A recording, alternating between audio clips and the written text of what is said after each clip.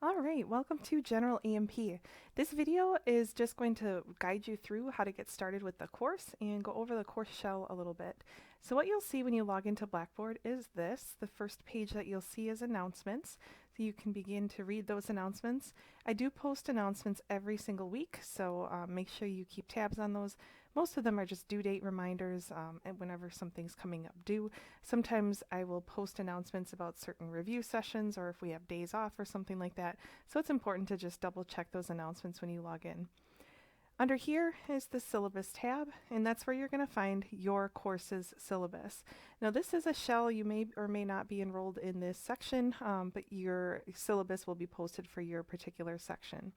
The syllabus is important because it gives you a list of all of the due dates, and those due dates are found in that calendar in the center of the syllabus. So I know a lot of people kind of skim through the syllabus. The important part is in the middle, so make sure you go to that middle section and make note of all of the due dates for your given section.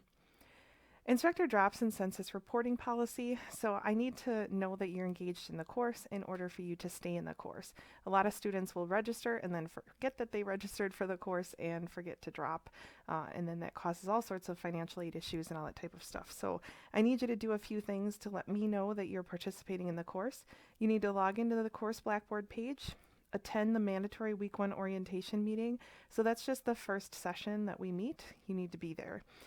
And then submit at least one assignment in Blackboard. There is a pre-work folder where there's an assignment that you have to submit before the class even starts, so usually that takes care of it. But if you don't get a chance to do that before the class starts, definitely by the end of the first week you have to submit some type of assignment in Blackboard.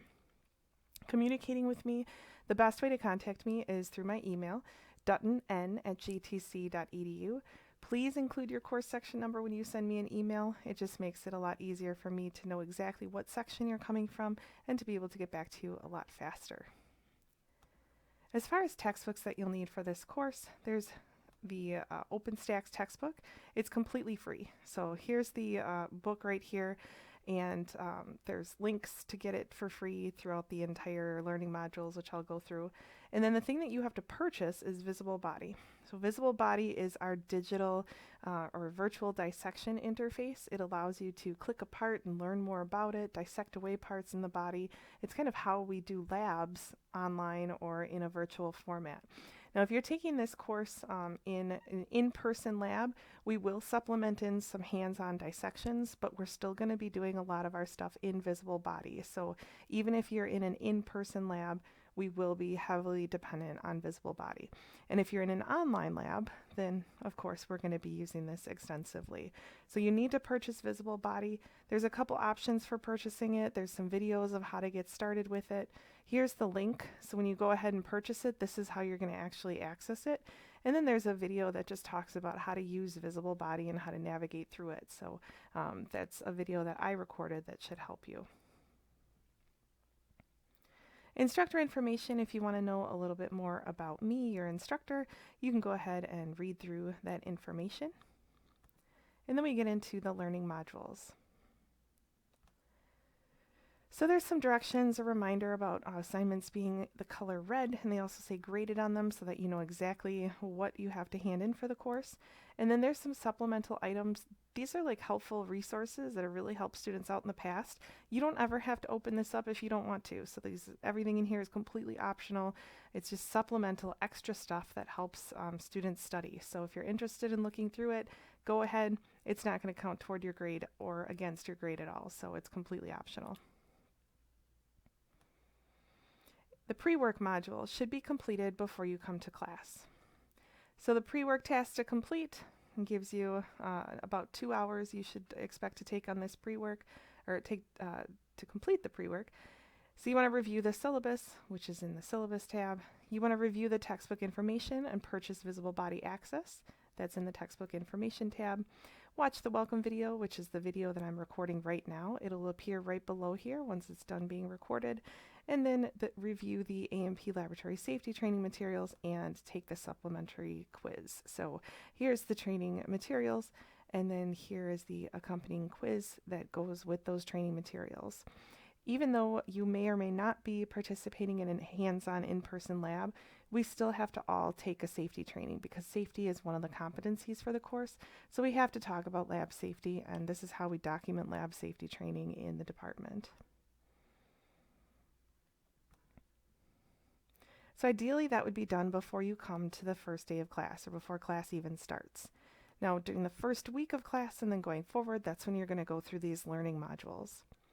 A typical learning module begins with a case study scenario, and then it gives you a timetable of the estimated time that it's going to take you to complete the stuff in the module, and it tells you what you have to complete. There's a study guide that you should download. This study guide is going to help you on both of the tests. So you have 2 tests for each module. One of them is a lecture test. It's more of like a multiple choice, true, false matching type test. And the other one is an anatomy identification test. The anatomy ID, you'll get shown a picture, and there'll be a blank, and you'll have to type in the name of that picture. Spelling is very important because Blackboard automatically grades you on those, so you have to spell the words exactly correct.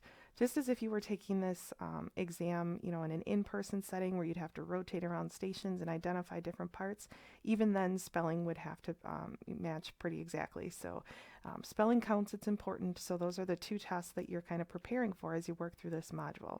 So the study guide is the place to start. I give the study guide up front because the study guide helps focus your listening on the lecture content and helps focus your reading a lot. Sometimes instructors do it in the reverse way, where they will give all this tons of content and then at the very end say, oh, by the way, here's a study guide. You only needed to know half of what I said. I like to tell you up front what you can reasonably expect to have to know for those tests. So download the study guide. And then there's the textbook. You can review the chapter. Again, only focus on the stuff that's in that study guide, because if it's not in the study guide, it's not going to be on any of the tests. And then the lab reports. Lab reports in this course are going to be done in groups. So whether you're coming to actual physical class for your lab or if your lab is online, either way, you're going to be logging into your computer, and 3 or 4 people are going to be working on the labs together, which means it's going to be a Google Doc, and all of your group members are going to be contributing to that one Google Doc, and you're going to submit one lab report per group. And you're going to submit that using the instructions here. So there's the link to the Google Doc. You'll go in and make a copy of it, and then everybody will get in on it and complete it together as a group. And then there's a Quizlet. Quizlet is flashcards. So those are virtual flashcards that will allow you to study the terms that are relevant to this module. I prepared all of these so they have the accurate definitions for each one of those terms. It's just a faster way for you to study. So instead of hand writing out your own flashcards, these are digital flashcards. You basically just need to create a free Quizlet account, and then you can log in and access all of my flashcards that I made for you guys. So it takes some of the time in preparing these away from you. Lab study materials. So here's the exact pictures that you would encounter on the anatomy ID tests. This is really important to look at because those are the pictures that you're being tested on. So if you can study those pictures and know all the terms and be familiar with how they're spelled in these pictures, then you should do really well on the exam or on the test. And then these are those 2 tests that I talked about. So you have a lecture test and an anatomy ID test. It tells you how many questions, how many points it's worth, how long you get to take it, and for each one of these module tests you get 2 attempts and your best attempt counts. So it tells you that in here. For the anatomy ID, it says right here spelling counts, so be sure you read the directions before you attempt the test. So module 1 is a little bit short because we usually spend part of the time talking about how to get started with the course. But module 2 and the rest of the modules you'll see are a little bit longer. So module 2 starts off the same way, gives you a timetable of how long it's going to take to complete everything. There's the study guide, the textbook reading, and then here's part 1 lecture material and then some labs, part 2 lecture material and some more labs, and part 3 lecture material and some more labs. And then you have 3 Quizlets, all of the study pictures for the tests, and then your lecture test and anatomy ID test. You can see that the lecture test is a little bit longer. The other one was like 35. This is 85 minutes, so it is a little bit longer than the first module.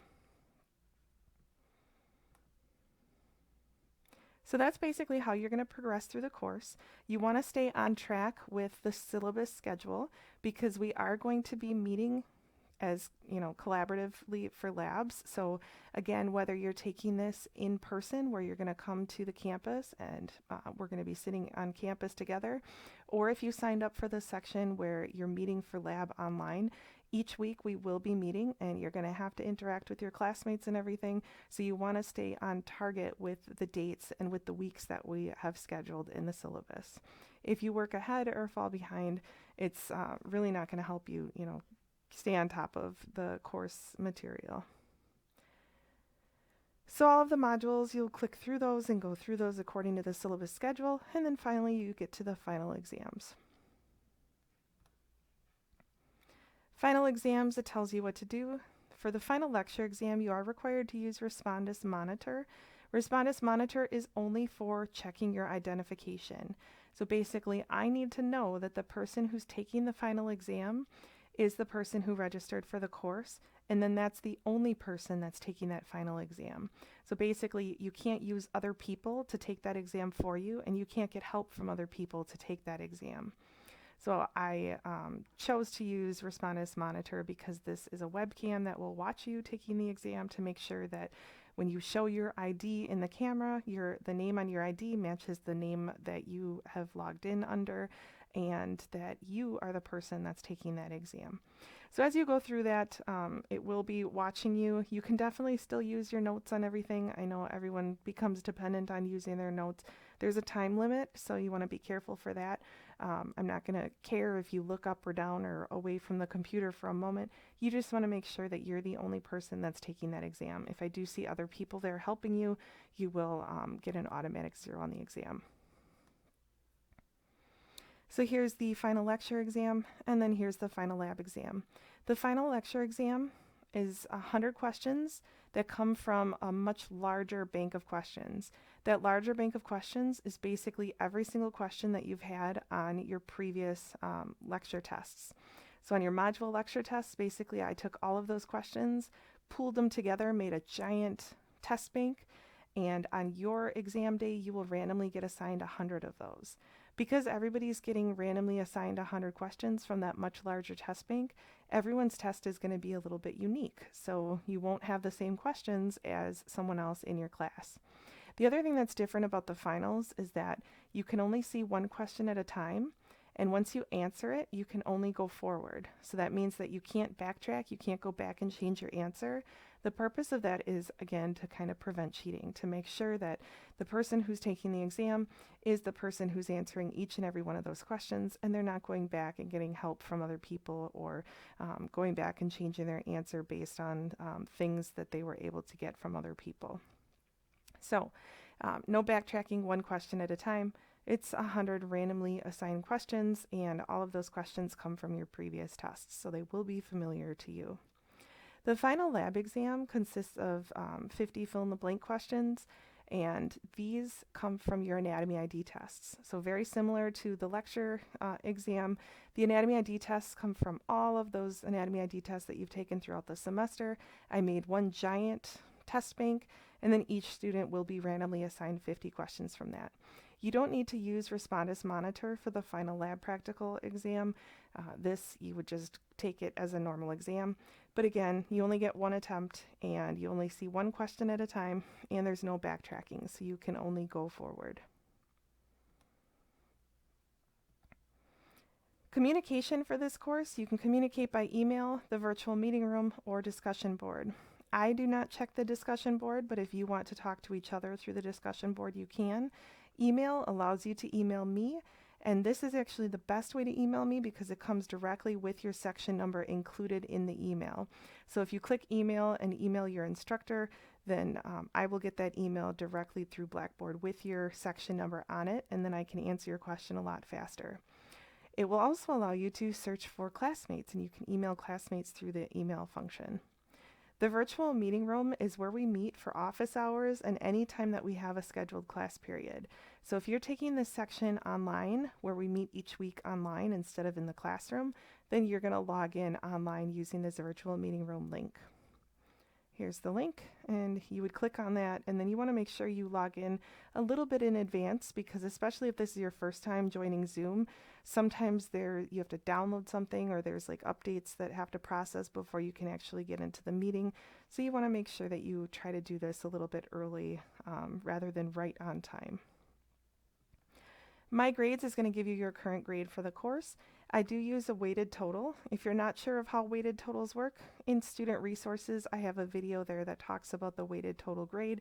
And then toward the end of the semester, if you're wondering like, what grade would I need to get on my final exam to keep my A, or anything like that, that weighted total video in the Student Resources tab would help you answer that question. Student Resources has a whole bunch of other resources, so if you're not sure of how to do certain things in Blackboard, or where certain student services are, you can go to that Student Resources tab, and there's so much information there to help you out. Diversity and inclusion. So this is a tab that you should investigate if you're interested in the topic. So science has long been a white male-dominated field. That's changing, and we're bringing a lot more attention to the fact that women can be scientists too, and people of different ethnicities can be scientists as well. So if you're interested in the topic, diversity and inclusion is a tab that you can go ahead and investigate.